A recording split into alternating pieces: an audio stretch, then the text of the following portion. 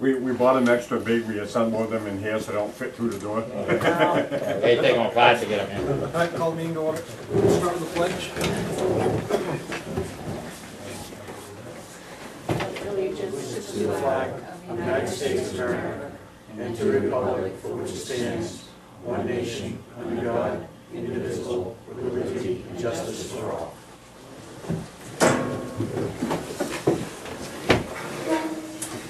Any changes to the agenda? Yeah, I've got a RSU 21 report. I have two changes to, under the manager's report, I'd like to seek permission from the board to sign the local road assistance program for the state. And then the new business, I have a interlocal agreement for the PSAP for Biddeford that needs to be signed or approved by the board. And I have a, I can't remember what it says. Yeah, I need to sign off on the employment compensation. Evidently, every year, yearly, you sign off once the new fiscal year is beginning, all the adjustments in pay. You have that in the packet for you to sign off. It's generally what you would agree to during the budget process. Yeah, that's the only additions I have. Okay, make a motion, we approve the agenda as amended. Second? All in favor?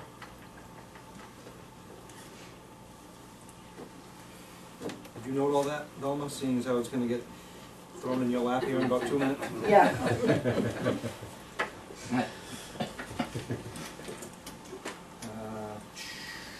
Election of officers.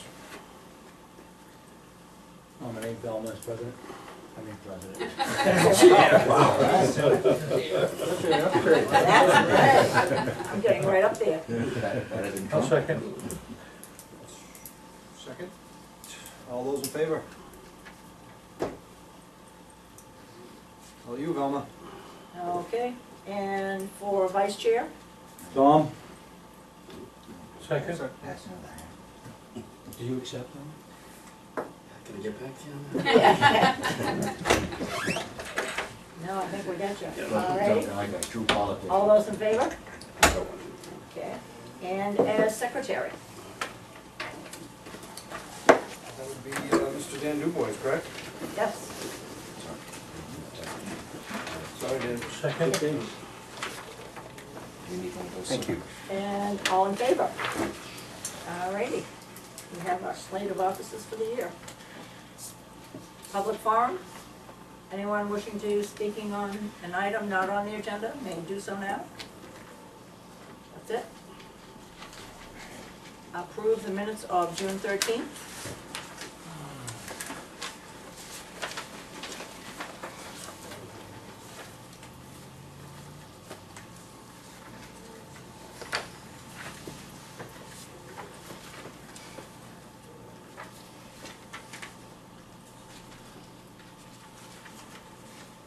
Move to approve as submitted. Second? I'll second.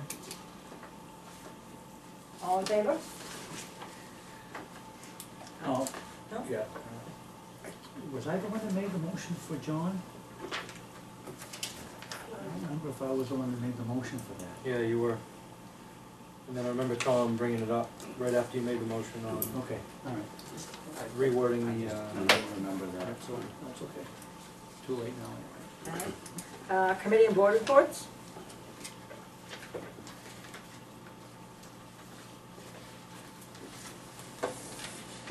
So I've got an RSU done on if you want, but. All right, well, the first one says the town hall's closing at 2. Yeah, on 6:30 for year-end, close out the books for year-end. Okay. And And it's all, then we're closed on the 4th all right. for the holiday. All righty. You have a report, an RSU report? Yep. So this was the, started off with the annual year-end awards.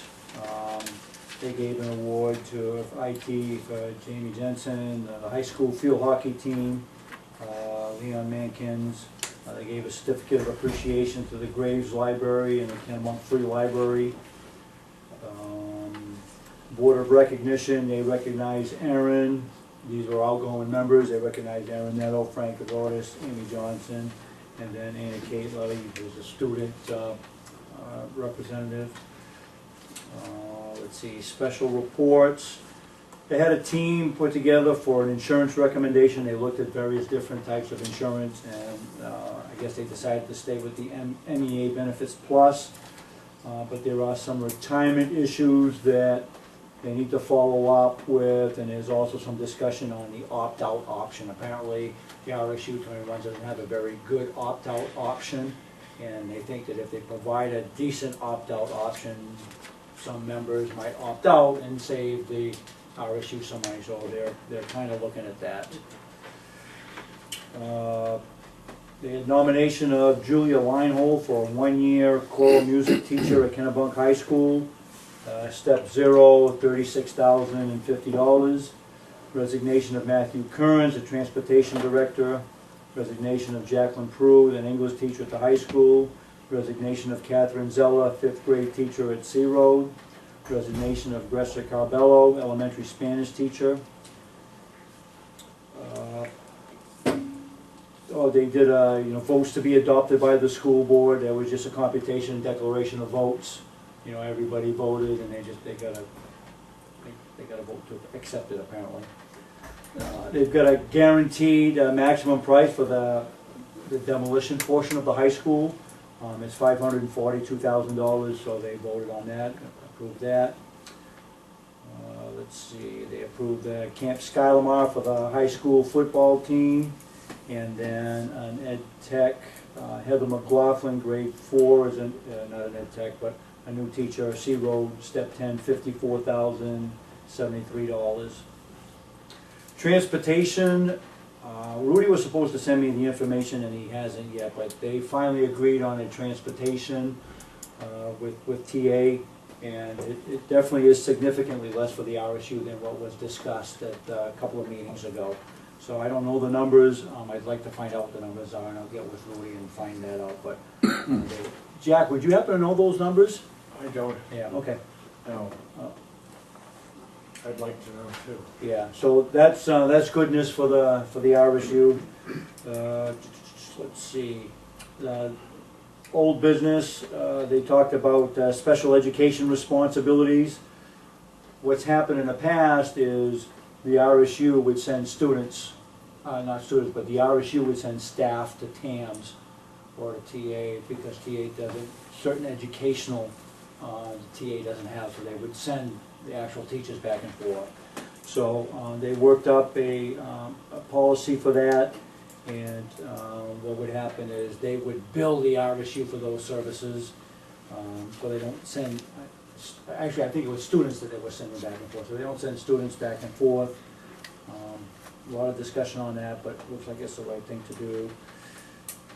Committee reports, human resources, they went over a performance pay for the superintendent, some policies, enrollment, assignment for special schools, weapons, violence, school safety policy, and administrating medication to students. Strategic plan, they talked a little bit about the strategic plan, and it's on the website. But really it was 4 focus areas that they have a plan on what they want to do. The first one is strong teaching and learning. Then the second one is positive student outcomes. The third is healthy learning environments. And the fourth is unified schools and committees. They've done some, looks like some pretty good work on this, and I encourage anybody, go on the RSU 21 website and look at that. There's some good information here. They wanted to add, make sure that they added all the members that were part of that committee. Velma is also part of that committee. She represents Arundel. So it looks like they did a pretty good job with this. So if anybody's interested in reading it, feel free. And that's a 5-year strategic plan. Correct, yep. And at the very end, before they adjourn, Maureen spoke a little bit, she wanted, and the board members spoke a little bit about Tim Hussey. Those of you that knew Tim, he passed away. He was a very active member in the community, and she spoke a little bit about that, about all the good things that Tim did, and the service that she attended, and a bunch of the board members attended. And we adjourned at 9:13 p.m. All right, thank you. And any other committee and board reports?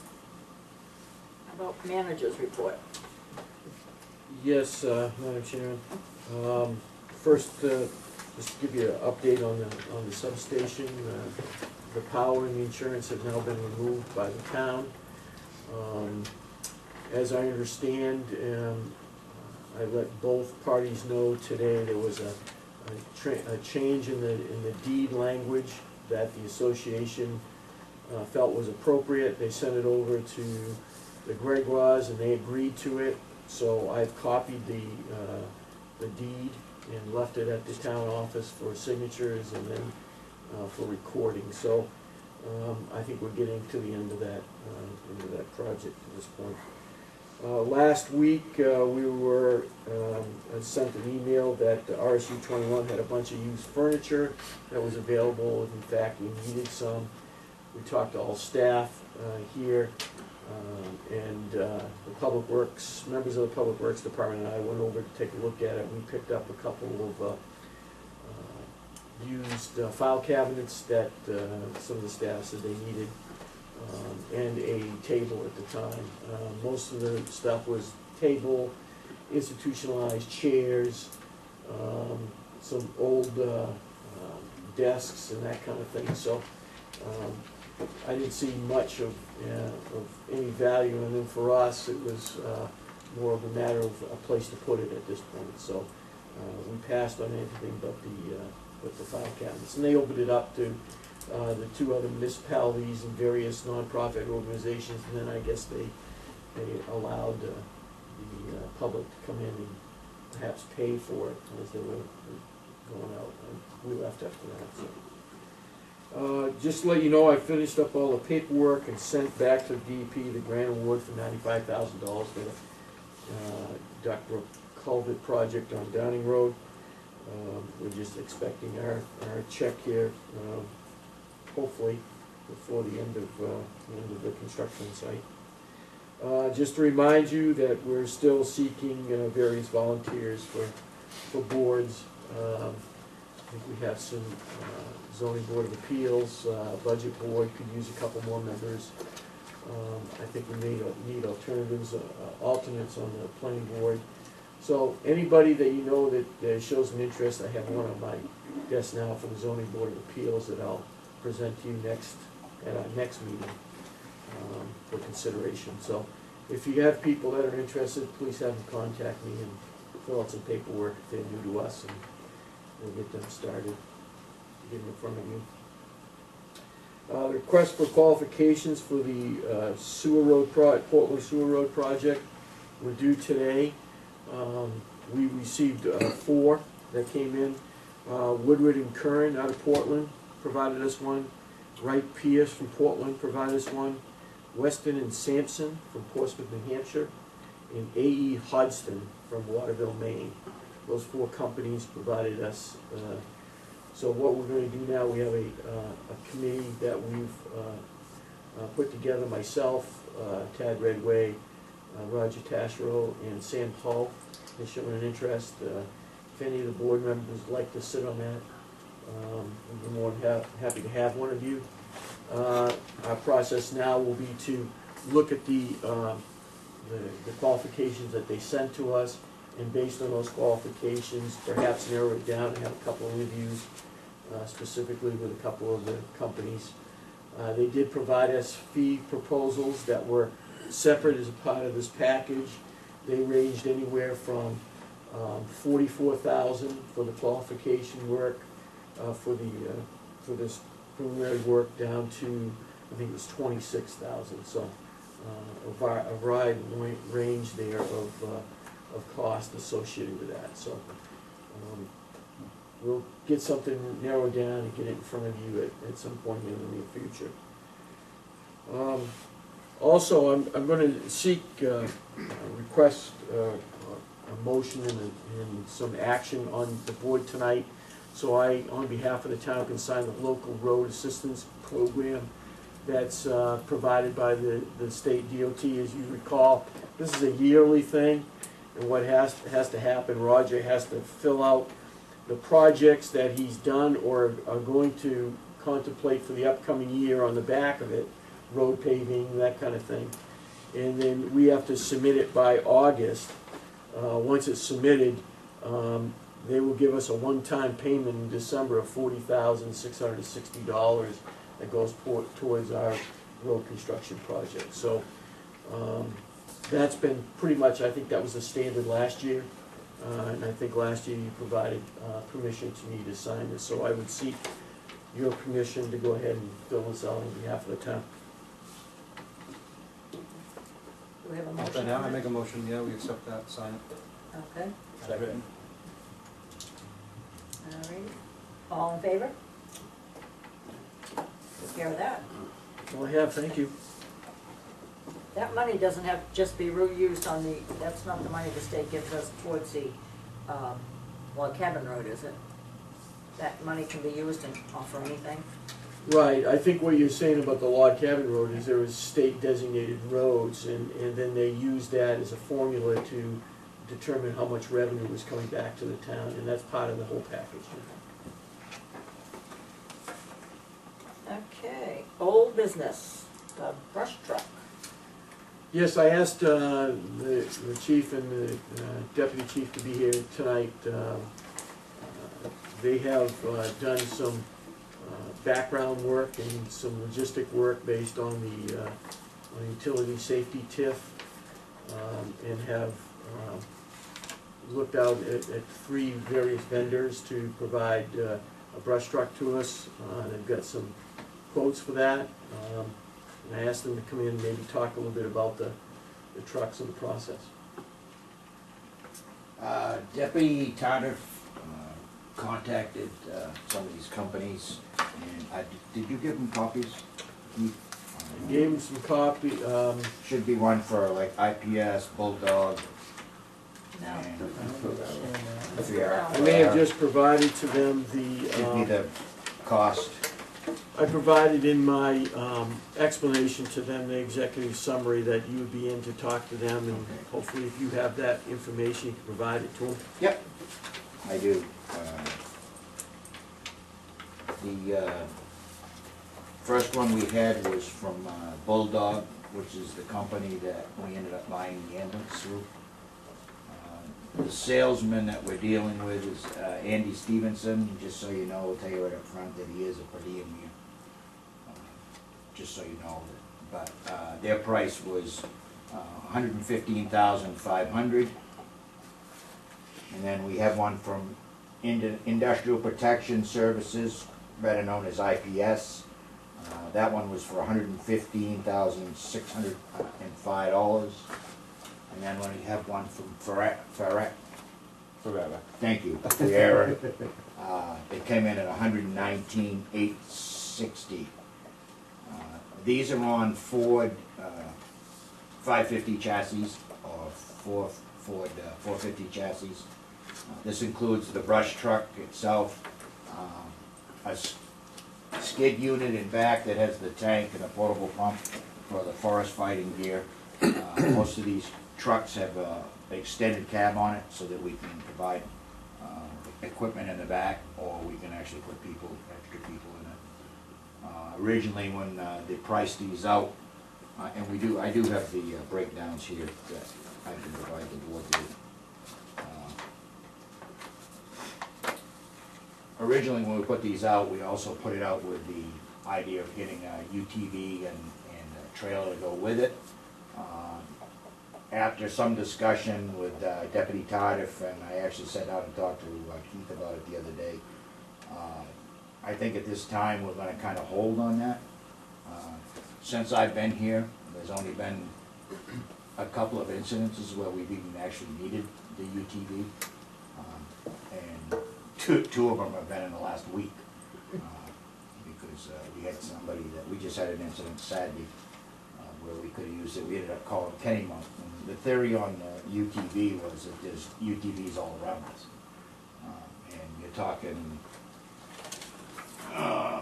well, if you go to Abbott's, you're talking $20,000 just for the UTV That's UTV and the trailer and the bike package. and, the whole nine yards. and all the equipment on it, so.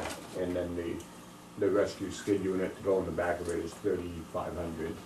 So you're looking 23,500 for the UTV trailer setup, so. And then you gotta add that on top of the brush truck. So we were, after talking to Keith about it a little bit, and I think we kind of agreed that it would be wise at this time to look towards the brush truck itself, and not so much about the UTV and the trailer where there's so many around us.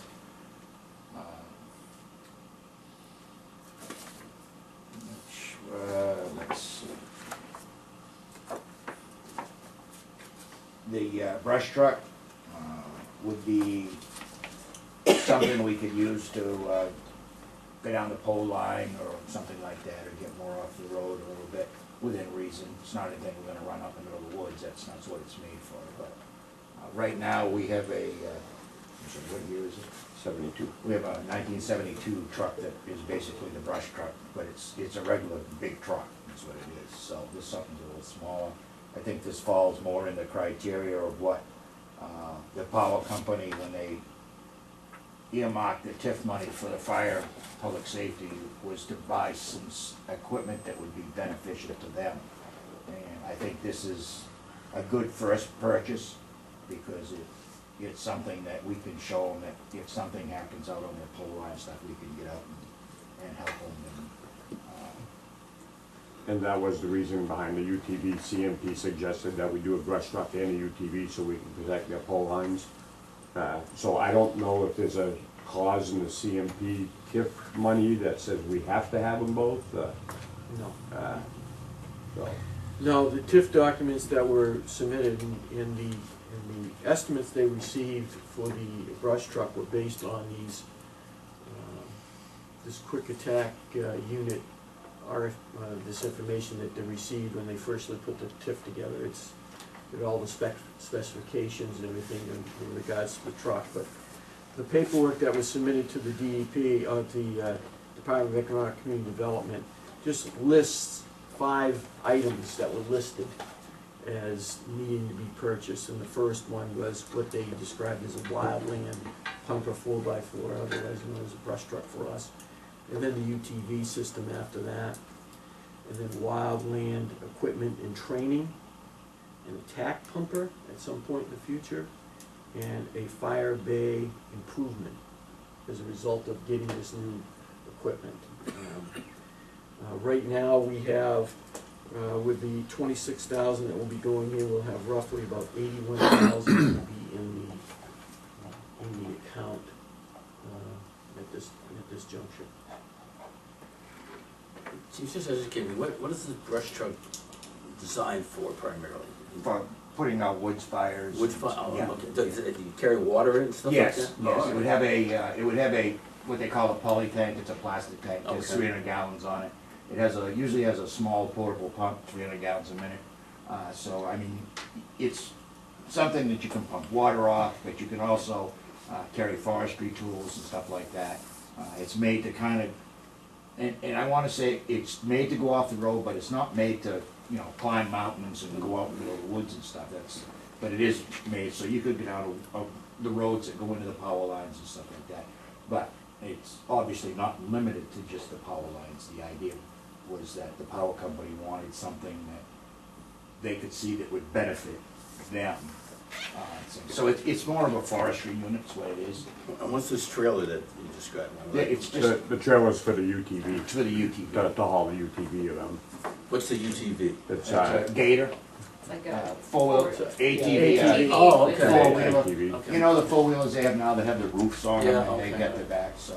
They actually make these that you can buy a skid unit that goes in back that is set up for either rescue, for transporting patients, or it's set up for firefighting.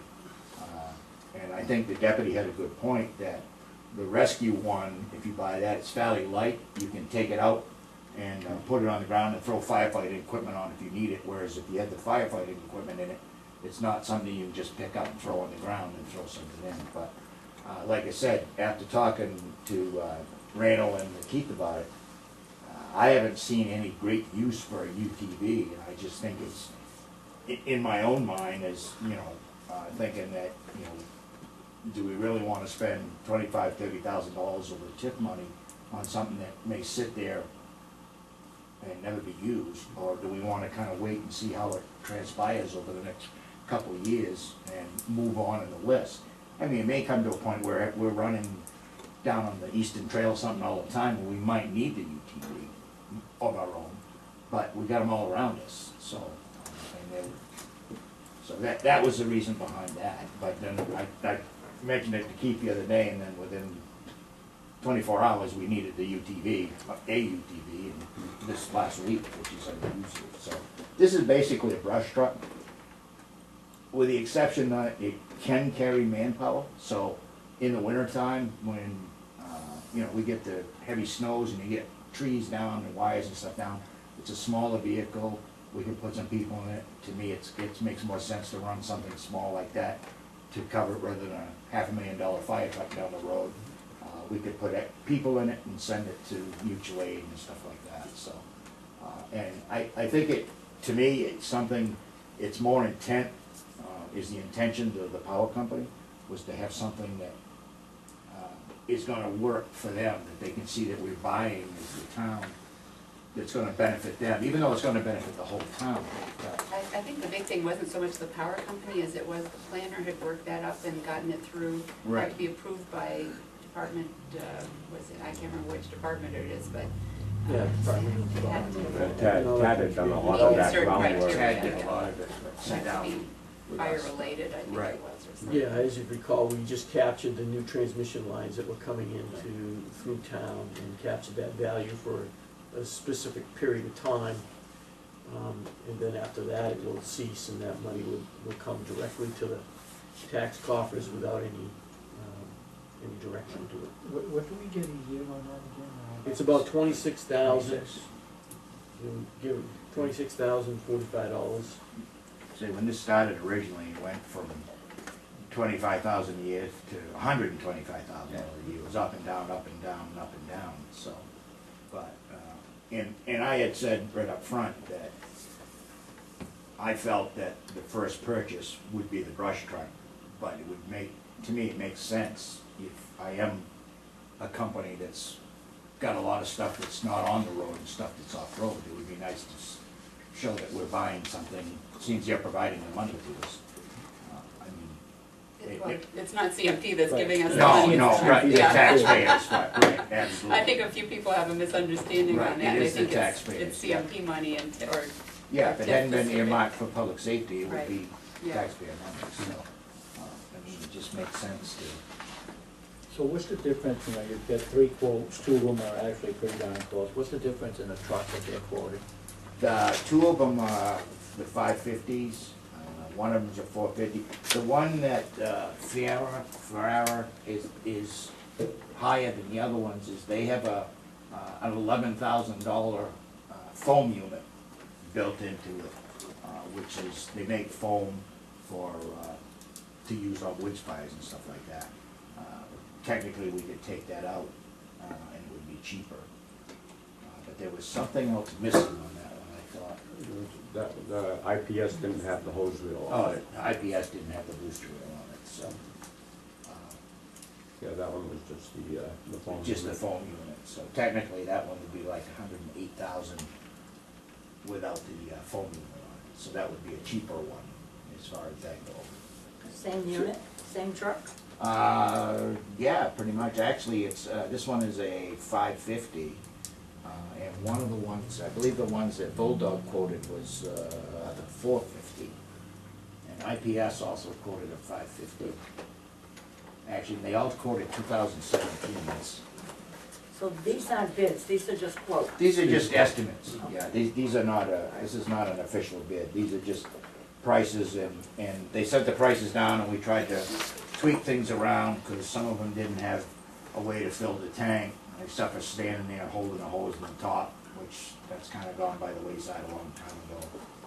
One of them doesn't have a reel on it, so these are more, we kind of tell them what we wanted, and they come back with these estimates per se. This is not Right, it's not an RFP, it's not an actual bid, these are just prices. So going forward, we would need to submit an RFP, you list all this stuff, you said one truck had a foam, but it didn't have, I mean, to me, we ought to be listing all those, this is what we want, and Right, give us a right. price for what we want, and then we'll pick the lowest vendor at that point. Yeah. Right? But your professional opinion at this point in time, you want a 1972 truck just doesn't make it anymore, that's what I'm hearing, right? Right. Well, it's Okay. big, it's an F600, which is a fairly big truck to get off the pavement, Personally, I love that truck, I think it's the best truck we own, but it needs a water tank, and I could only keep like 3/4 of a tank of water in it now, because the tank's rotted out of it. And it's a 1972, it's had its usefulness, and now with, the money that is available to us, now's the time to make a move, I'm not sure in 1972, I wasn't here, but I can't imagine that was bought as a brush truck. Probably it was. No, that wasn't that truck when it was bought. It's actually bought as an engine too, so it's not, And we've it's something they've adapted just over kind of the years. adapted over the years to make it. But the tank leaks and, it's just to the point where it's time to retire. It's served the town well, don't get me wrong, so. Is foam, I mean, I've seen foam work on regular fires, is foam something that, I've never seen foam work on a brush fire or out in the woods? Yeah, Is that something that's a big improvement that would work better than just water? The only Using thing foam is, because it right, smothers it? that foam unit is like 11,000, Almost 12,000, almost yeah. 12,000. Yeah. We have foam, what we call Scotty units. They're a 5-gallon bucket with a foam inductor on it that we could actually hook a hose to it, and we could save $12,000. Okay. The foam on the truck would be nice, you hit a lever and you get foam, but for $12,000, I can carry that 5-gallon bucket around, So you've got to decide what you want, what are the best options, put out an RFP so that we can go out to get some sealed bids. So I think we got a pretty good idea where the money, how much it's gonna cost Yeah. at this point, give or take a few $1,000s. So is it the plan to make, monthly payments out of that, or what's the plan on how to purchase that truck? Well, I think that would be something that we'll have to set the financing up. We do have a dedicated amount of money that will be coming in at 26,000, Right. so if we put down a significant down payment and then work out the financing from that point on, I think once we see the RFPs, once they come back and we got an actual value, then, and if we award based on financing, then we can go ahead and work the rest of it out. The concern I had was whether or not we had to go back to a town meeting to get approval to use the money, and we do not. There was a legal opinion that was provided that you have the ability to go ahead and enter into these agreements and whatever financing we need in order to accomplish this goal and buy this truck. I think in the past with some of the fire engines, we did like 5-year lease purchase agreements. I don't even think we have to do that with this. I think it'd be a couple of years and then we'll have it paid Yeah. off, so it'd be something that'll be very quick. Quick turnaround and get a unit in here that we can use. All right, good. I guess we're all set. We'll get it ready, go out to bid, and hopefully by the 1st of August, at your business meeting, we'll maybe have something back for you to look at and make a vote on. One question, Yeah, go ahead. how many years down the road before you're forced to ask for a new fire truck? As soon as the money's available. As soon as the money's available? Yeah, Technically, 5 years ago, Yeah. yeah. 301 should have been replaced 4 or 5 years ago by the NFPA standards, but, I think it's something. Outside of the standards, the truck is still good? yes, yeah. It needs a little love, but it's still a good truck. Yeah. We, since I've been here, we've rebuilt the pump in it already, and I believe they did that prior. So it's already had some money invested in it. Usually when you get to that point, then you need to get to decide whether it's worth investing in. But I think that's another thing that when Is this the same one we had the frame fixed on? No, that was a newer one. That was a newer one, yeah.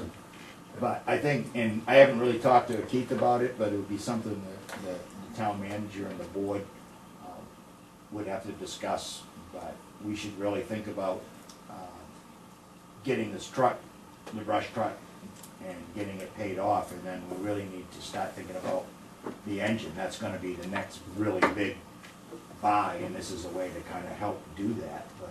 What's in our capital fund for that? You remember? It's around I wanna say 8,000, a little over 8,200 bucks, I think. Yeah, at this if they point. put the. Yeah, cause you remember we spent like 32,000 to repair that truck. Did they put the 50 in from No, the? we haven't done that yet, so. Okay, so there's another 50, plus they just approved 50. Oh, no, I think the 50's already been Yeah, used, there won't be 100,000 in So there, I it can won't, guarantee it'd be that. 58 Yeah, or something. that went to that frame repair, right? Then we bought the ambulance with some of that too. Yeah. Right. So, yeah, you actually paid for the ambulance up front, and then you brought the monitor after that, so.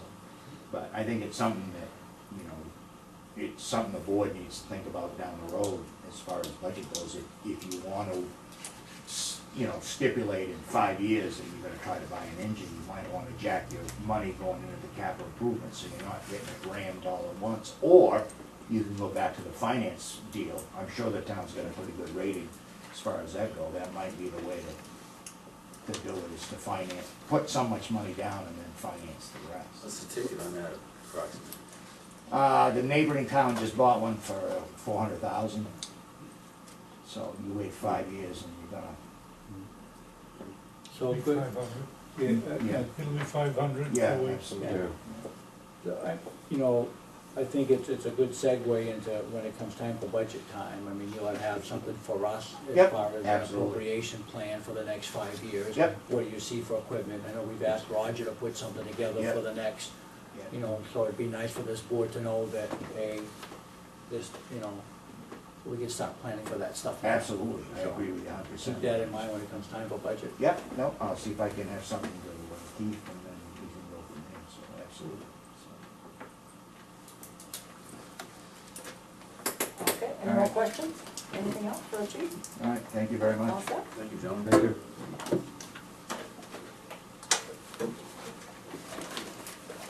New business, discuss additional dedicated patrol deputy in town. Oh, thank you. Yes, You too. Chairman Neto had reached out to me after your annual town meeting and asked me to invite the sheriff and the chief deputy.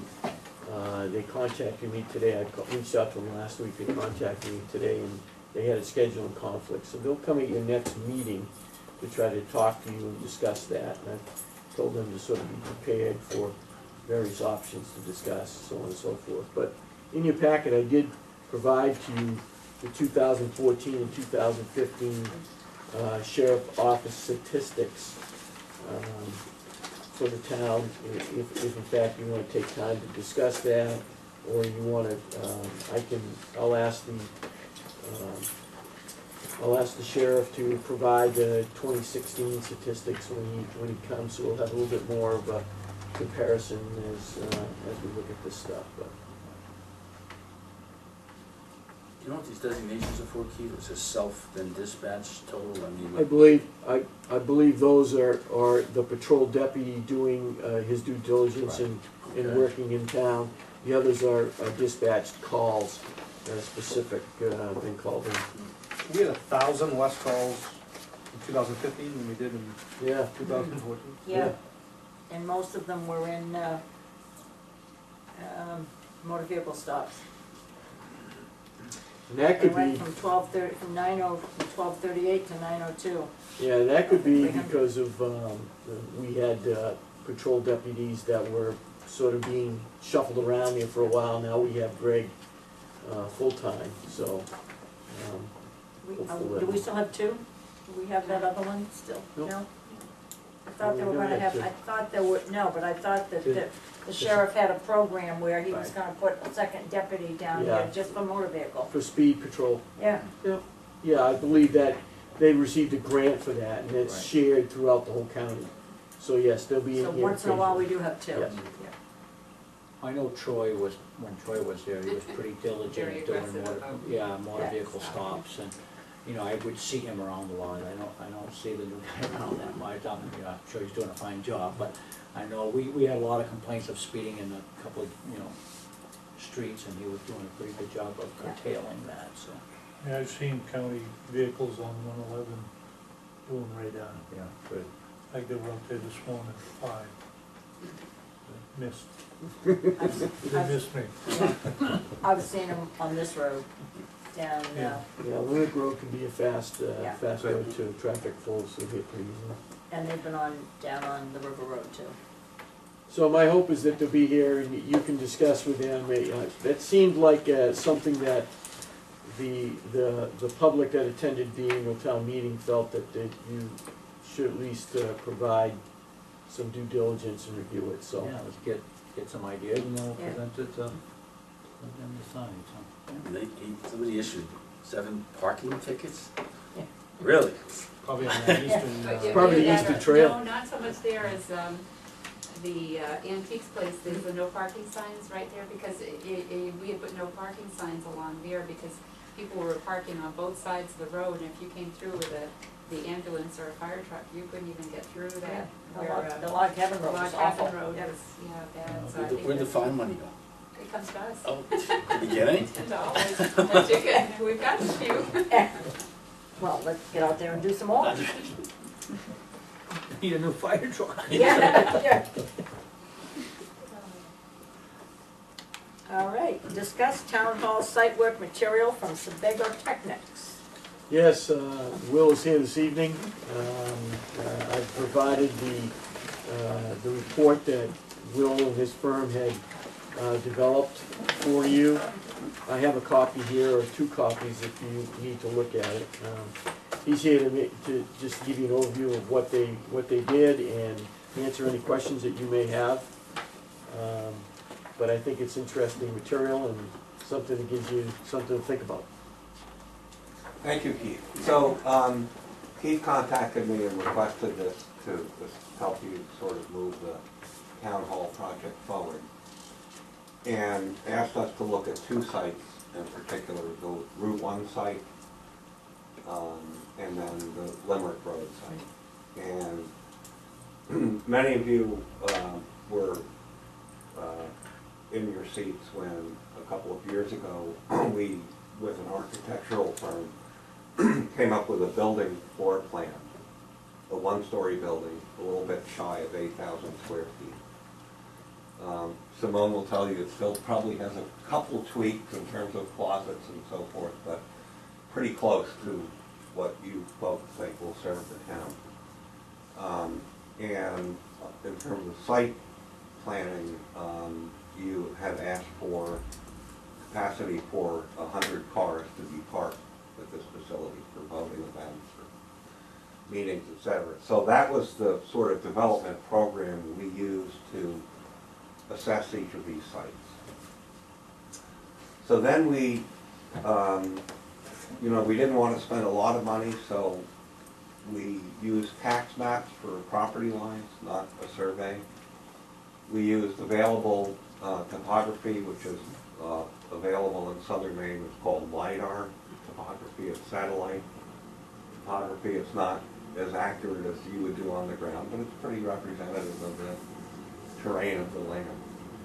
So we looked at that, and what we determined was that there's quite a bit of difference between the Route 1 site being much more expensive to develop from a site work perspective than the Arundel site. The Route 1 site, I think many of you were at a site walk and can see what's going on there. There's a very narrow access point on Route 1 that parallels the Plumondon driveway, and then there's a buildable area sort of near the Plumondon site, and then the terrain drops off rather sharply there too. There's a stream there, there's wetlands there. Our wetland scientists think that there are vernal pools there, although we've never confirmed that. You can only do that in April of any year. So in our working on the property, it's just never timed with April is when we wanted us there. So that's a very difficult site because you're constrained by that one area that's buildable. That site is rocky, And as a result of that, it drives up the cost in a few things. Ledge excavation, and then because of the limited footprint of buildable area by these natural resource constraints, the septic system would have to be built under the parking lot, which is done with concrete chambers. That's more expensive than doing it out in a non-paved area where you can do a traditional leach field. And then in both cases, each site, because it's more than an acre of impervious area, you would be required to get a stormwater permit from Maine DEP. And when you need to do one of those, you need to provide stormwater treatment, which is removal of suspended solids from the stormwater.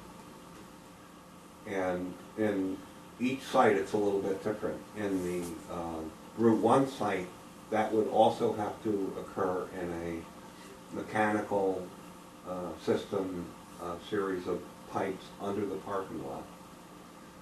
In the case of the Limerick Road site, because it's more open, you wouldn't have to put it under the parking lot, but you'd have to lift the site up. And the reason for that is that there are certain ponds that you design to handle the stormwater treatment that I described. And because that site is very level, there's a little bit of terrain change, but not much, that the surface has to be elevated from what's existing. So you, in a Limerick Road site, you have to bring in fill. You have to raise that site about 3 feet above the grade, maybe 4 feet, to accommodate that function.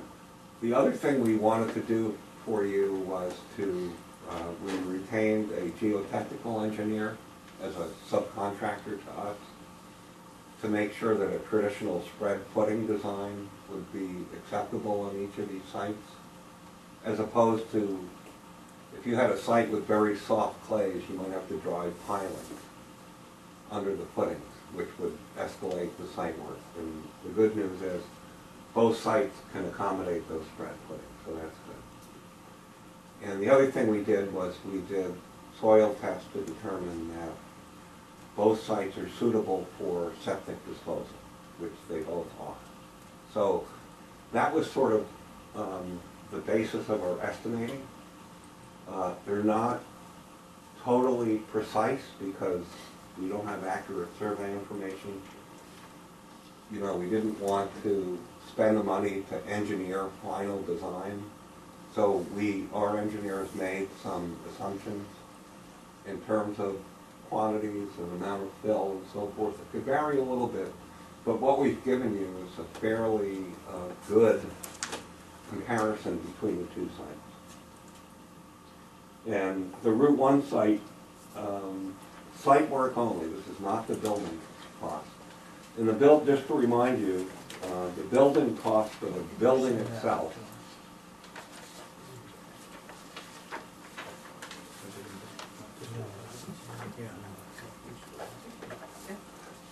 So 2 years ago, for the building itself, exclusive of site work, we estimated that cost to be at $1.4 million.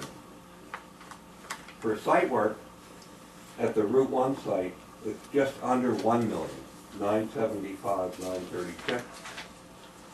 Limerick Road site is considerably, site work is considerably less at $610,052. So there's almost a $400,000 premium to build at Route 1 than there is at Limerick. So that is my introduction, and I'm here to answer any questions you may have. I don't have the paper, I was looking the other day real quickly and I couldn't find it, but I remember in John, we were looking at the Route 1 site initially, and we had a vernal pool study done, and there were no vernal pools, but that was several years ago, and I know that had come back negative for vernal pools. But That's that was good, a you few know, years ago. That was a because few years my ago. wetland scientist was not there in April, so he's saying, could be a pool, not definitely. I was not aware that there was a document that said that. Again, that was several years ago, and I looked for it the other day, and I couldn't come across it. I don't know if it got mixed up in any of the building files that we might have, you know, but. I Yeah. remember specifically him having that done. Well, I trust your memory, and that's good news. Because the rules are, and it's crazy, it's unbelievable in terms of what this regulation means. So if you have a vernal pool, you draw a circle around it that's 750 feet in radius, several acres. You can only remove trees in 25% of that acreage. So it's very cumbersome. I mean, you can get permits. We've gotten permits to do more, but you have to write a check that's not inexpensive. So that's good to know, that there are no vernal pools. Is the reason that we have to have so much fill here on the Limerick Road site because of the size of the parking lot? Because that Yes. area, Yeah, and again, anything, if you're creating more than 1 acre of impervious building, roofs and parking sidewalks, then you're required to get a stormwater permit from DEP that kicks in this regulation of treating, removing the impurities from the stormwater before it's discharged. how small would that parking lot and building have to be before we didn't have to do that? It's 1 acre of impervious, right? Is that what it is? 1 acre of impervious. Right, so you have to be less than 1 acre of impervious.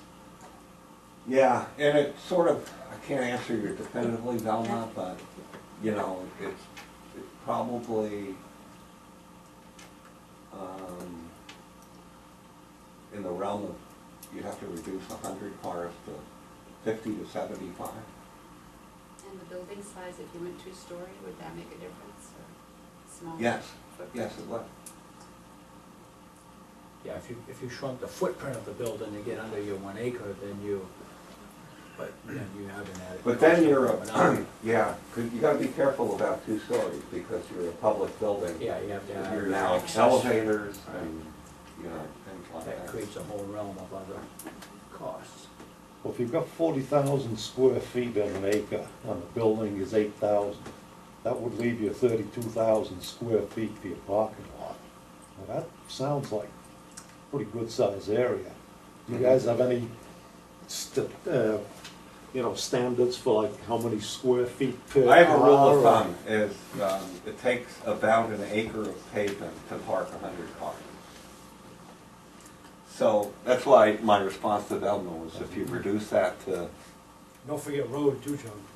You know, the road to getting in is, yeah, exactly. Yeah. and that could be 10,000 square feet, you know? Yeah. The road going in, if my recollection is right, could be pretty extensive on that Route 1 lot, because that went in quite a ways before we hit the area where we were building. Yes, And there were absolutely. there were also, it also looked like there was gonna be a real bad problem down there with the line of sight on Route 1.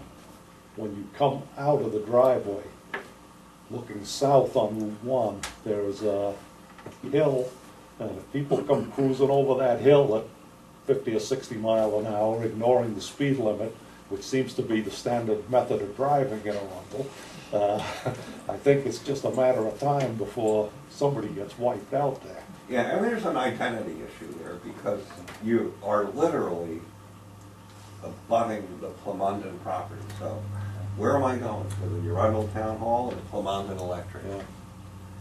You know, so that site, for many reasons.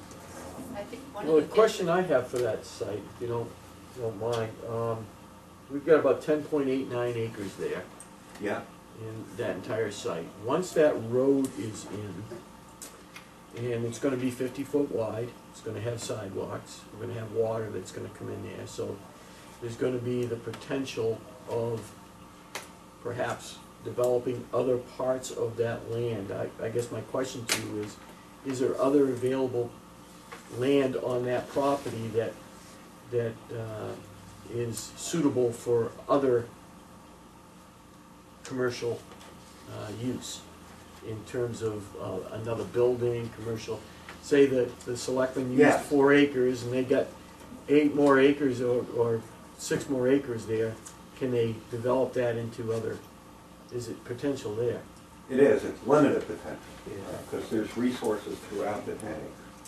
Okay. But there are upland areas in between that, these sort of fingers of drainages and wetlands and streams that sort of bisect the property. But to answer your question, yes, there are other buildable areas Okay. that would be, say, beyond the town Okay. hall site. Okay, so there's a potential of the municipality to say to itself, okay, once we have our town hall in, because I sort of liked where you located the town hall, at the end of the road, Mhm. parking lots to the left, so if you're turning in, you visibly would see it.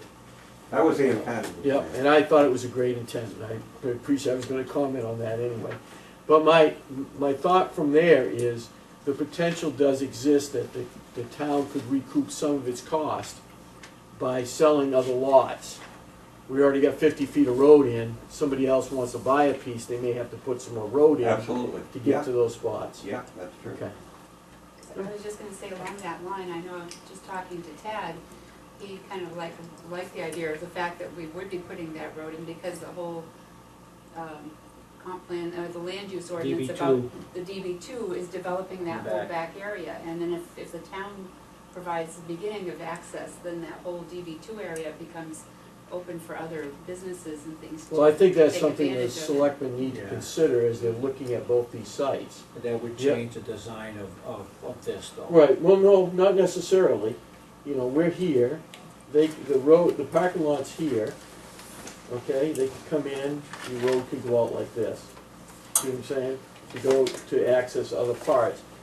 The other thing that we have to keep in mind is that the Limerick Road site also has a cost to purchase.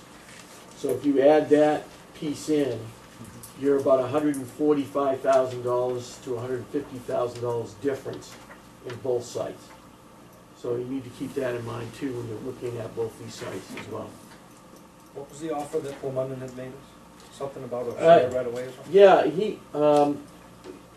Jim was sort of saying that he had a piece of property that was adjacent to ours that he had. When I looked at the site, the map, he's only got his lot, so I don't quite understand what he was thinking, and whether he thought he could split his lot, I'm not sure, and sell us a piece, or provide us a piece, I'm not sure. But next to Jim's property, you said that's pretty upland there, and, Yeah, I can speak to that, because he mentioned that to me. okay, And if you look at his property line and his development footprint, there's a wooded area that's sort of in the corner of his property that abuts your area. That he says, I'm not using it, I would be willing to work with the town or. We're on Route 1 looking in, which side of the, would be the same side as where our road would go in? Yes, That same, yes, that's right. Keith, how many acres is the Limerick Road site? well, we had initially indicated to the property owners that we were interested in 4 acres. So the cost that they've provided to us is for a 4-acre site.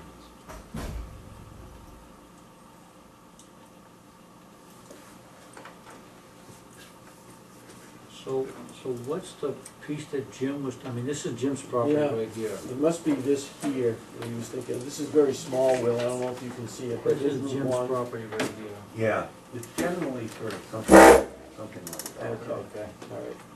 Yeah. So actually, it's not, he would just subdivide his property. It's not a separate piece to that. Correct. And I'm not quite sure, zoning wise, how we'd have to go about that. I mean, obviously, we would have water coming in that road. I don't know if that helps him in terms of But that would be a purchase of that property though.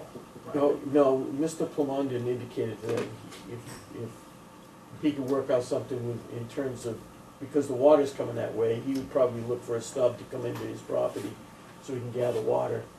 It'd be an exchange of property as a result of that. could that save us any money on road? Yeah, a road or building. Is there a less of a ledge area there that, No, no?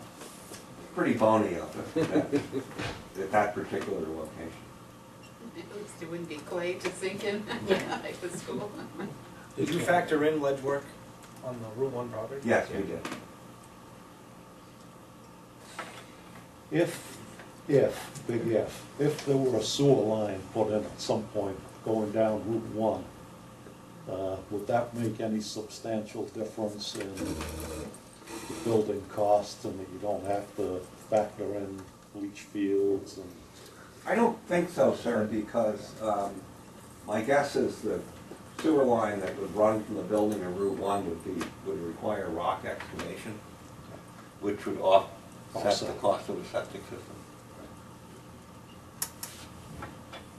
So even if we had that piece that is Jim's, we would still end up putting the septic system under parking lot? Yeah, my guess is yes. Because Although of all the ledge hits there, right? we didn't do any test pits there, but that's rocky, so it's probably, that area is probably not where you would be able to put a septic.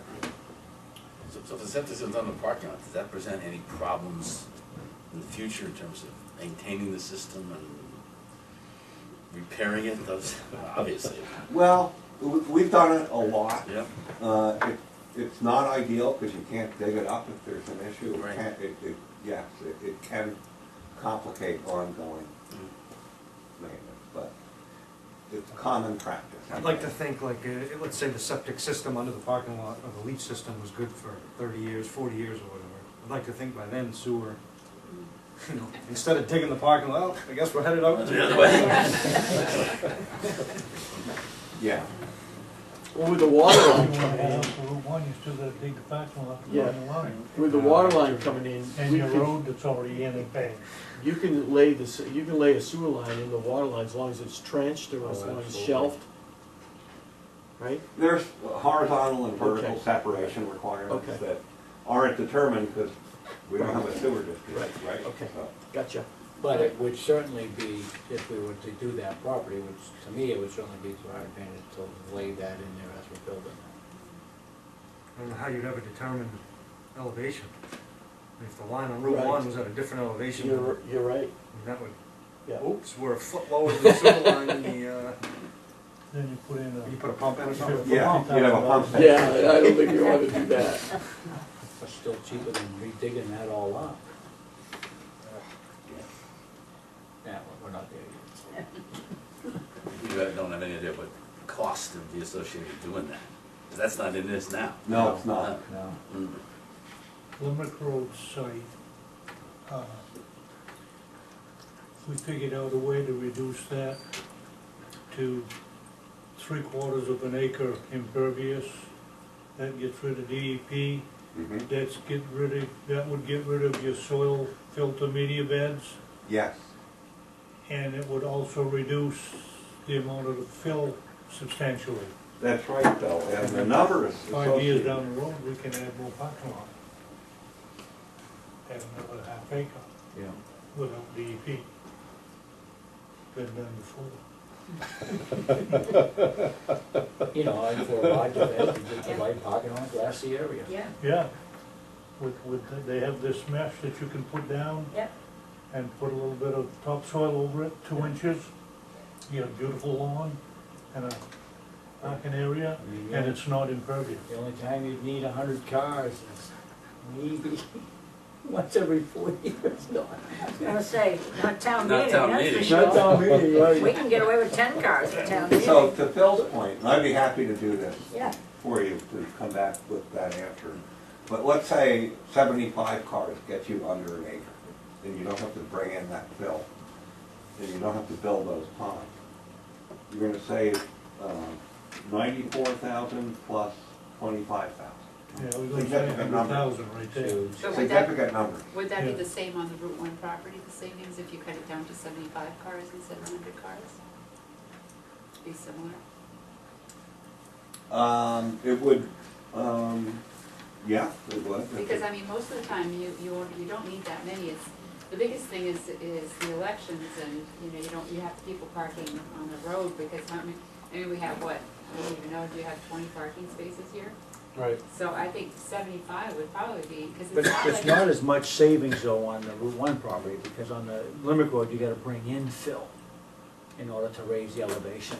But to Simone's point, what you would eliminate on the Route 1 site is the need to put that expensive subsurface stormwater under the parking lot. And the value of that is 50,000. So, to be fair, On what side? you get 125 deduct on Limerick and 50 deduct on Route 1. Although it's not a complete even delta because of the length of impervious just to get into the Route 1 site. You might have to reduce that to 50 cars rather than 75. Yeah, I was just Oh, gonna yeah. say, but if you've gotta build a 50-foot wide road Yeah. all the way in back of Flamanden's building, I think any thoughts of getting 3/4 of an acre of parking on top of that Plus the sidewalk? ain't gonna happen, Sidewalk's not part of that 50 feet, the road's 50 feet plus the plus sidewalk. the sidewalk, yeah. I was in the sidewalk. Well, if it's on Route 1, I think doesn't everything on Route 1 say it needs a sidewalk? No, No. Ask Roger, he'll tell you. Roger knows sidewalks. Yeah. I guess my pitch is still that I think the Route 1 parking would draw more businesses around it than the Limerick Road one. As far as looking down maybe 25 years, 30 years down the line, I think. See, when I look at the raw data, I look at it at 145, I mean, you can massage that. But for me, the other limiting factor that you don't know about would be the potential of maybe selling a couple lots and regaining some of your cost that you're gonna be imposing on the Route 1 site. So if we didn't use that lot, we could sell the lot wholesale. Yeah, I can't come here and not leave without saying that. I live in Kennybunk, and for a long time, and I have family here, and also my daughter lives there. And to me, that Route 1 site is not Arundel. It could be anywhere, it could be in Florida, Route 1, it could be in Maryland, Route 1, it could be down east Route 1. Limerick Road is the heart of this town. Where we are now, Well, there's it's where your potential, school is. there's it's also where your town potential hall access is. to the eastern trail from the Limerick Road. I mean, I'm not sure if that'll ever happen, but there's, We'd have to buy the whole site to get that. right, but if there's a development that goes on back there, you Yeah. know, there might be potential, you know, who knows what's gonna happen down there, but The other thing, just regarding your thoughts of selling off part of the Route 1 site that we didn't use, I think it was pretty obvious when we did the site walk down there that we were picking the most buildable part of that site for the town hall. And once you get beyond that, I think your construction costs are gonna be pretty damn high. And there are some wetlands back there, looked like there was a stream or something running through. So I really question just how much value an empty, a vacant lot down there is gonna be. And I wouldn't expect to be able to recover a whole lot of money, you know, from a partial vacant lot in that area, but well, That's I really just a think thought. that Will's group has done a good job of providing some good comparisons for you. I think, and I'm sure that he would come back and answer any questions that you may have in the future Anytime. if you need them, but I think you have some stuff here that you can maybe narrow down your recommendations and be able to provide some sort of recommendation moving forward with what you feel as a group the town should consider for a town hall location. I think that was one of the things that we talked about, and that's why we brought Will, is to make sure that we have these comparisons. You can provide that data if people ask you why you're choosing one side or the other. You certainly have that information now to assist as you're making that recommendation to the town. Can I ask a question? I guess my thought too is I look at Kennybunk, which, you know, along Route 1 used to be just around Route 1, and now they've added the back road there. You've got all the medical facilities back there. You do have culverts, they go over the streams, and then you've got all this back access, which, you know, we talked It about works. that DB too, and I guess my feeling is this town gonna stir the economy by doing that, you know, and that's the big thing is, and you know, you see other town halls who aren't necessarily visible right from the road, but it makes the people go down and see the potential in backlots there, and you know, like I know I've seen Buxton, and there's nothing to say that you couldn't create a pond there with a gazebo and make a little park in that remainder of the rest of that area to make it usable for the town. And I know at one point, that many years ago, that I think the town was looking at using the balance of that land for other municipal uses, and I Like think a recreation. recreational uses, I believe, yeah. So maybe that, Walking you know, trail. maybe that's a good, I've given you my opinion. I You all guess- know a lot more about I this guess town than me. I look at Route 1, of that site, and I see a blueberry field and llamas and alpacas rather, and I think to me, that's the rural character of Arundel, and do we want to destroy that by putting a town hall in a rural spot? And I think that's why I don't like it Yeah. there, because to me, we're taking the rural character away from the Limerick Road, and by putting it on Route 1, we'd be stimulating growth. Well, on Simone, Route at some 1. point, because you're a registered voter, you'll get a chance I to know vote it. on it. I'm just putting it out there. She's smarter than me. What's that? No sign. No sign. I like bird signs. Yeah. Any other questions for Will? Anything else? Not for Will, but on the subject itself, I mean, I think we need to, put this together, and I think we should have some sort of public forum for this, and I mean, I think we need to start educating the public on which ways we're looking at, and Do you think that you as a collective group need to sort of come together as to what site you feel that you're gonna put your eggs into first? And then have a public forum, maybe a sure. public hearing, and then move it towards a, I'd like to talk with Plumbundon too, okay? because there could be some more options with that lot that he's got.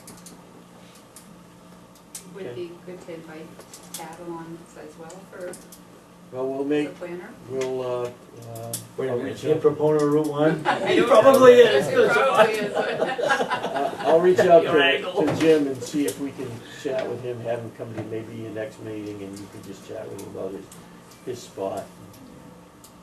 One thing that when you talk to him that you should consider, and I think there's some pros and cons with it, is,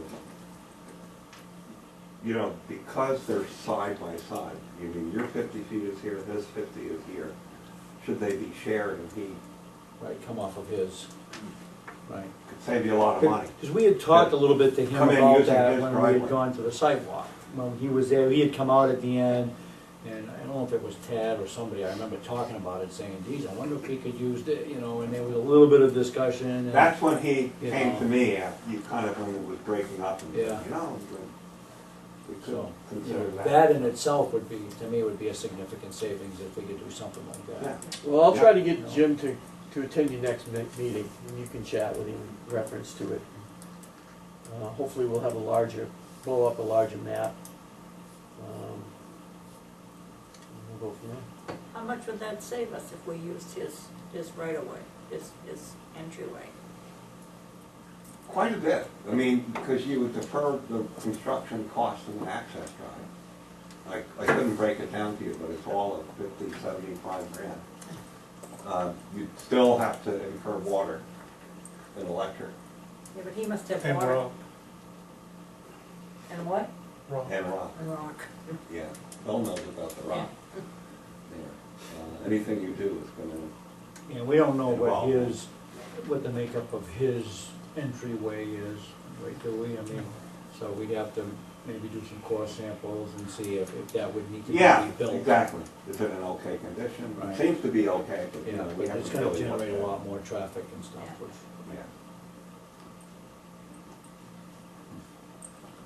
Yeah. Okay, Anything else for Will? Thank you, sir. thank you. Thanks, Well, thank you. Alrighty. Keith, let me know anytime I'll Okay.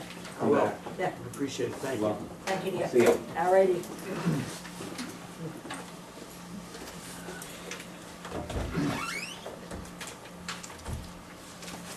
Okay, annual appointments.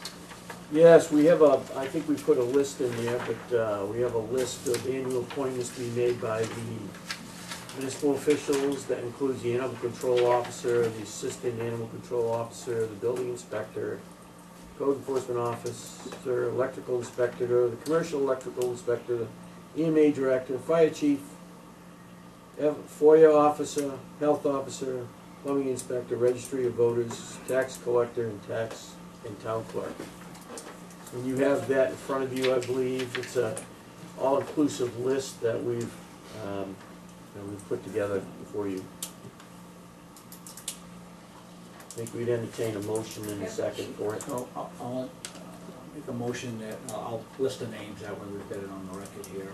Animal Control Officer, Debbie LaRoche, Assistant Animal Control Officer, Teddy Myers, Building Inspector James Nagel, Code Enforcement Officer James Nagel, Electrical Inspector James Nagel, Electrical Inspector Commercial James Plamondon, EMA Director Reynold Tardif, Fire Chief Bruce Mullen, Freedom of Access Officer Keith Trefethan, Health Officer Reynold Tardif, Plumbing Inspector James Nagel, Registrar of Voters Simon Boissonneau, Tax Collector Simon Boissonneau, and Town Clerk Simon Boissonneau. Okay, do we have a second? Second. Any discussions on this? What if we object to one of these? Is there anything I could possibly do? Or is it any of us could possibly do about this, or is this a list that's been created by?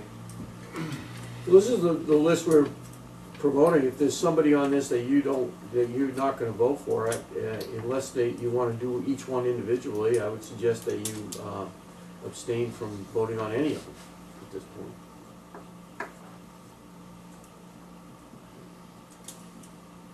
Unless the board wants to vote on them individually. Either that or we can carve out one, or whichever one that you want to deal with individually.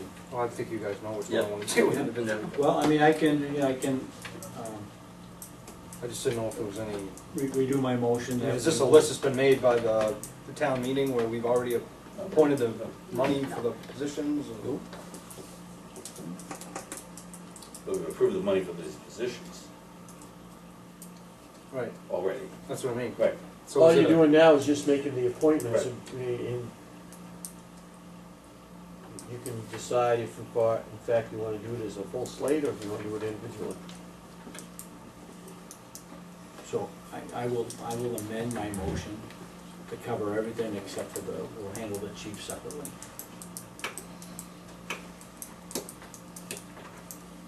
So we're voting on everything but fire chief? Right. Yeah. We have a second for that amendment? I'll second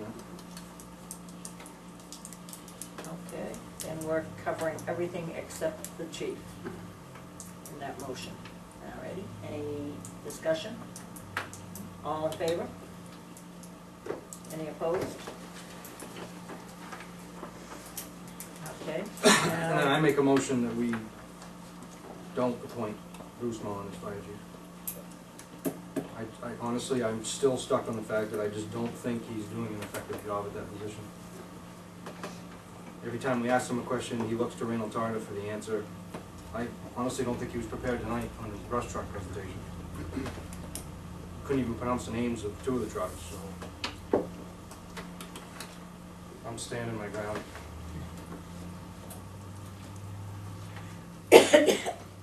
So I would refer to the town manager, yeah, and, you know, you deal with him every day. It's really,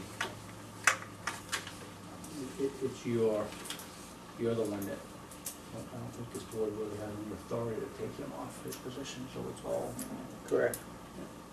so. Yeah, I'm not objectionable at this juncture based on my relationship with him. That I would not have him on this list for appointment.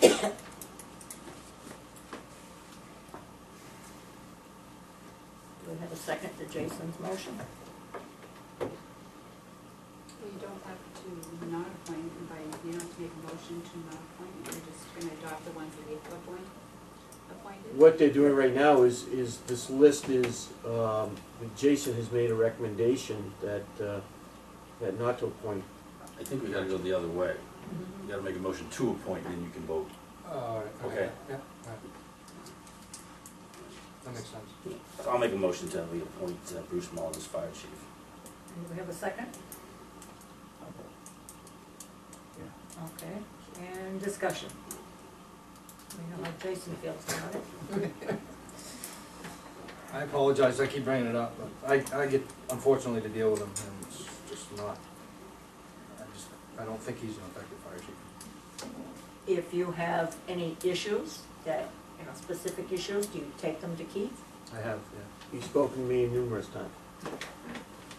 I think he's sick of hearing from me, actually. Nope, not at all. And you've gone from there with, Yeah, I'm not gonna get into how I'm dealing with the issues that Jason is bringing up, okay. but I have been dealing with them. Any other discussion?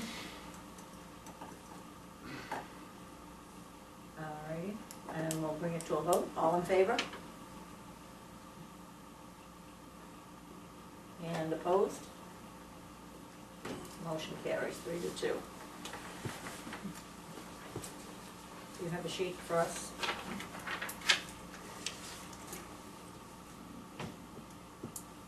Getting closer.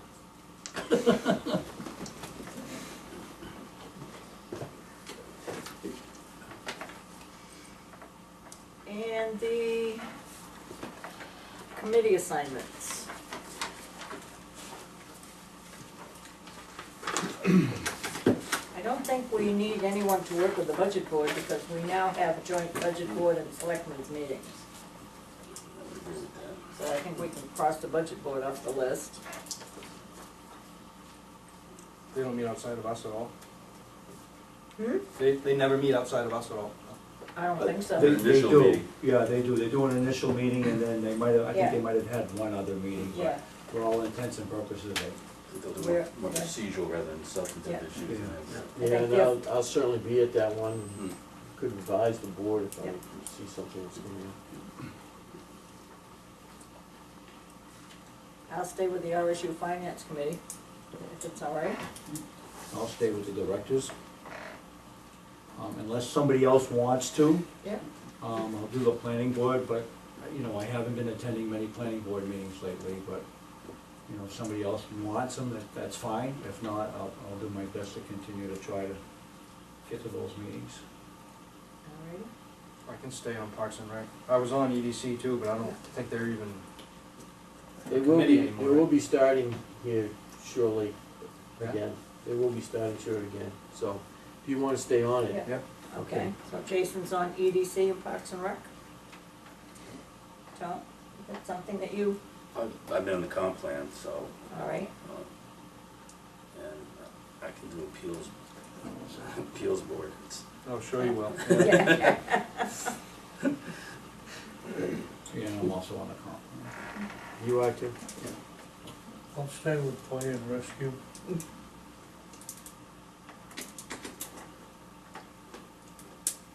I'll try to get some planning board stuff in too. So. Yeah, I You haven't, can't do but it, I've been yeah. trying to break away so I Right. can get there, so. What do we have missing? Cemetery committee, could cross that off, it's Yeah. really not active. Yeah, How about the solid waste transfer ad hoc committee?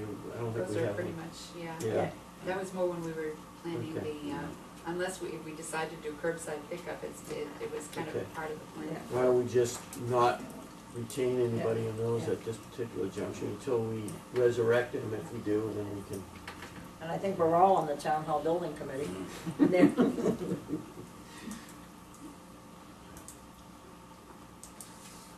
Yeah, I mean, actually, that will, once we get it to the next step, that in itself will, Work itself out. yeah. I'm sure. Okay, we have them all? What are we You have them missing? covered? Assessment review. Assessment review board, That doesn't meet very often. very limited. Who's been on that in the past? I know, but it sounds like my kind of board. Yeah. There you go, John, that one's for you. Meets every 3 years. That's right. Yeah. Perfect.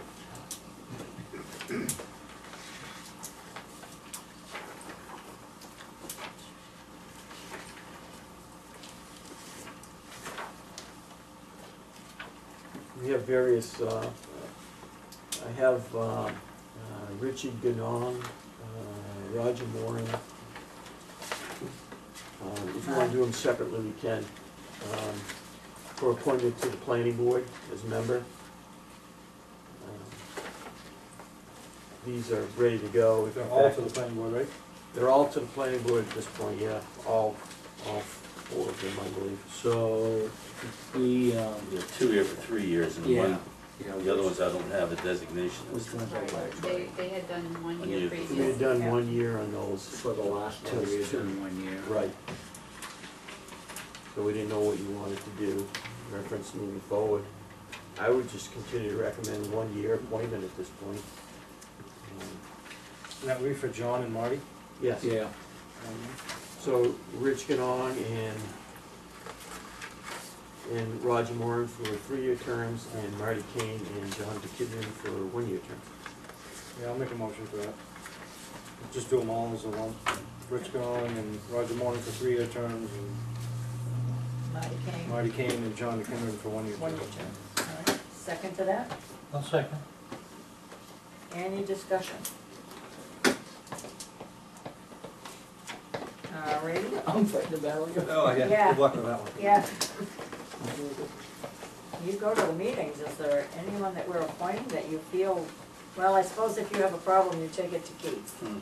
All right, Let me know how you I go haven't with been to a meeting in a while, so I really can't. I know there were issues in the past, but I think some of them have actually gotten better. all right, all in favor? Anyone opposed? No, all righty. I also have John Bell for Arundel Budget Board member. Glad we're finally getting to the important No, stuff. absolutely not. I don't know about that. Prior to this, Waiting a long time. I think in the past that we put him in for a 1 year, but the charter says that we can appoint him for a staggered 3-year term if he so desires. For 1 year. 1 year? Okay.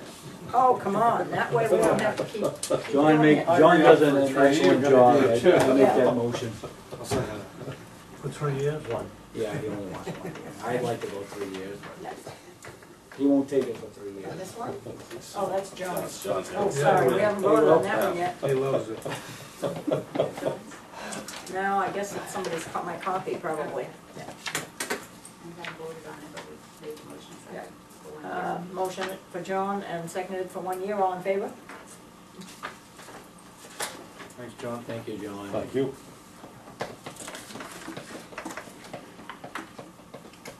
I'm appointing our IT director too, Yeah. because he does the website. Yeah. And the payroll warrant policy. That is your annual renewal for Title 30A, so that one selectman can sign on off weeks. Need a motion for that? Yes. Yeah. Some of the second. Any discussion? All in favor?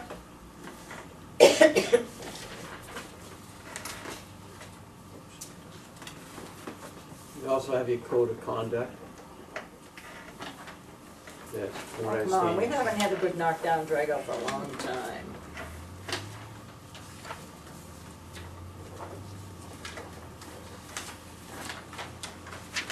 On the board, you mean? Yeah, Well, you've had one? well, no, I yelled at Louis once. Actually, I poked him in the ribs twice before I yelled at him, but he wasn't paying any attention when I was poking him in the ribs, so I yelled at him. Other than that, I don't think we've ever had a problem. Mhm. That's a good thing. Yeah, that's more than just, more to it than just in here. Yes, No ex parte stuff. I think we're all pretty careful about what we say and what we do. So I think we need a, yeah, I'll hold on for just a moment. I think we need a motion and a second to approve the code of conduct. A code of conduct? Is there anything that's changed? No. No. This is just a renewal. Yeah. We're just gonna renew the code of Right. conduct because it was adopted. Yeah. Well, we accept it as renewal. Second that. Any discussion? All in favor? Alright.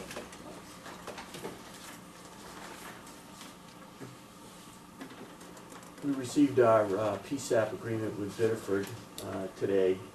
We built the cost associated with that into the budget that was approved. I'd like to have a motion and a second to approve the contract and we can pass it around if you wanna look at it before, but basically it's providing the same services, and then they charge us $7 per capita for the service, based on our population, so. I make a motion we accept the precept agreement. Second. And any discussion on that? So when someone calls 911, is that where it goes first, is right to Biddeford? No. Okay, this is that. Goes to Gray? Goes to Gray? If you call on the cell phone, it goes to Gray, Yeah, goes to Biddeford, then to whatever town you're calling you're from. calling. And if you call from your home phone, same thing, doesn't If it you go to call Gray? from your home phone, It goes to Biddeford. It goes They're right, right to They're our Biddeford. PSAP, it goes to them. it goes right to them Right if you to call them. from your home phone, Yes. okay.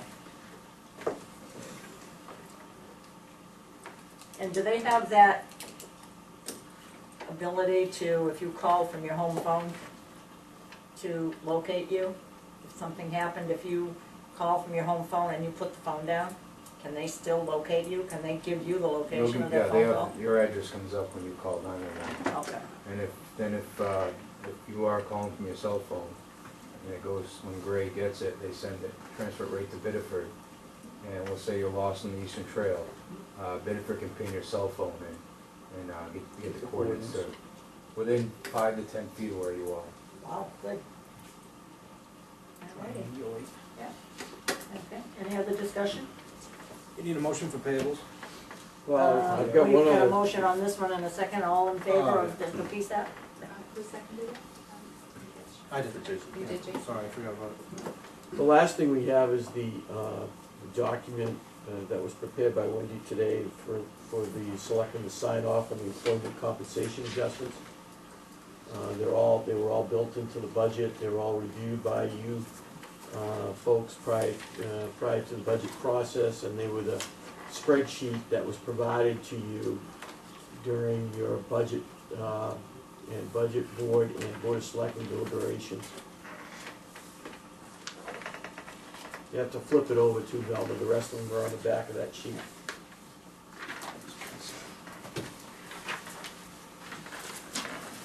Really, that was all approved by the voters. That's correct. Yeah. This seems like, seems redundant to me, but it's something that you have done for a long For the time. last few so. years, I think, that they've been doing. I'm not quite sure why, but, I never I don't know, we never used to. Well, do it. The town already approved all these numbers. Yeah. yeah, with you, then we'll stop it after this year. I can guarantee that. Well, it's sort of like what the RSC did with their, certification of the votes, doesn't make sense, but.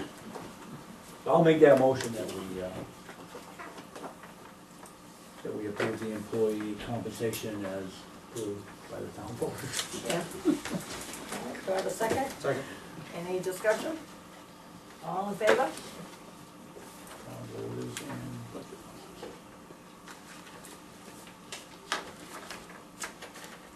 There we go.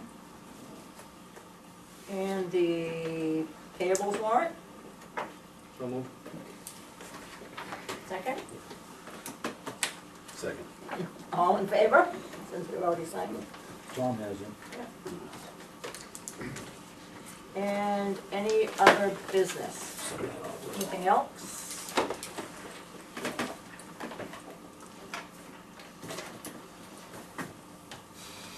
Thank you, gentlemen, for letting us use the room. Anytime. We're gonna take you up on that. Don't say that. So, are we done? Motion to adjourn. I don't have to look at you anymore. Oh, I didn't even look. All right, and do we have a second to that? I'll second. Yeah. All in favor? Thanks, guys. Did you have heard from Dot at all since last Wednesday All right. about getting Sold together?